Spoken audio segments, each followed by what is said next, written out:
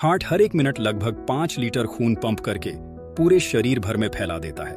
मतलब हर एक बीट पर हर एक धड़कन में 70 ml खून हार्ट शरीर भर में फैला देता है। और जब व्यक्ति एक्सरसाइज करता है, जब वह फिजिकल एक्टिविटी करता है, तो यह 3 से 4 गुना तक बढ़ सकता है, ताकि शरीर के हर एक टिश्यू तक पर्याप्त मात्रा में ब्लड पहुंचाया जा सके। देखिए, जब हम अपने हार्ट को वर्टिकली सामने की साइड से कोरोनल प्लेन में काट लेंगे, तो तब हम हार्ट के अंदर के हिस्से को भी देख सकते हैं। हम क्या देखते हैं?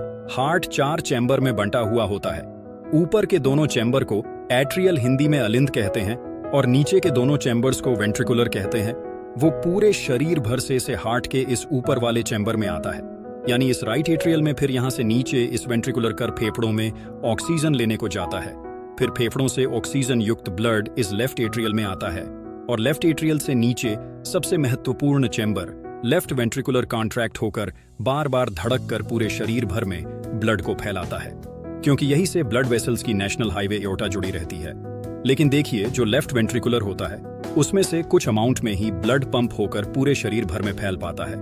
मान लीजिए, अगर 100 ml ब्लड इस लेफ्ट वेंट्रिकुलर ही पंप होकर एक बीट में, यानी एक धड़कन में, वेंट्रिकुलर पूरे शरीर भर में फैल पाता है। कहने का मतलब क्या है? केवल 70% ब्लड ही पंप होकर पूरे शरीर भर में फैलता है।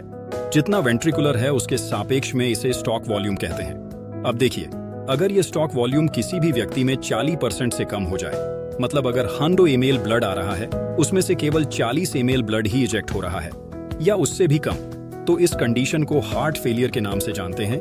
कहने का मतलब यह है कि हार्ट फेलियर में हार्ट पर्याप्त मात्रा में ब्लड पंप ही नहीं कर पाता है, जितनी शरीर को जरूरत होती है।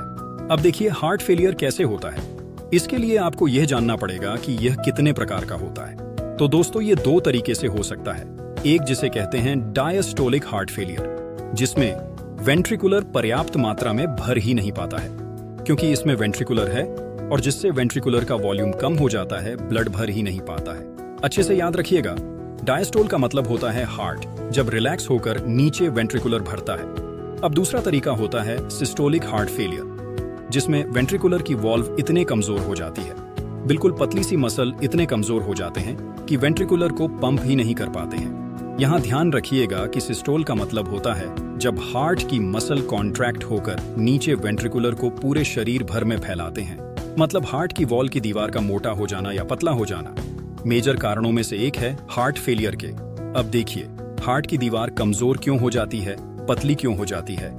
अगर हार्ट की दीवार को ऑक्सीजन की मात्रा और न्यूट्रिएंट्स पर्याप्त मात्रा में मिल ही नहीं पाता है, तो हार्ट के सेल्स मरने लगते हैं और यह दीवार पतली सी हो जाती है। और आपको तो पता ही होगा कि हार्ट एक मस्कुलर ऑर्गन है, एक स्पेशल किस्म की मसल्स होती है हार्ट में, और इसके दीवार के कमजोर होने का सबसे मेजर कारण है कोरोनरी आर्टरी डिजीज। इसमें हार्ट की ब्लड वेसल्स में प्लैक इकट्ठा हो जाता है, जो ब्लड फ्लो को रिस्ट्रिक्टर देता है।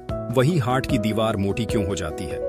इसे समझने के लिए आपको यह समझना पड़ेगा कि मसल अपने आकार को कैसे बढ़ाता है। देखिए, जब मसल में बहुत ज्यादा प्रेशर पड़ता है, बहुत ज्यादा उसे काम करना पड़ता है, तो मसल अपने आप ही अपने आकार को बढ़ा लेता है।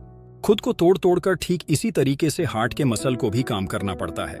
हाइपरटेंशन की अवस्था में हाई ब्लड प्रेशर की कंडीशन होती है, हार्ट को बहुत मेहनत करना पड़ता है, और जब ऐसा होता है तो हार्ट की दीवार मोटी होनी ही होनी है।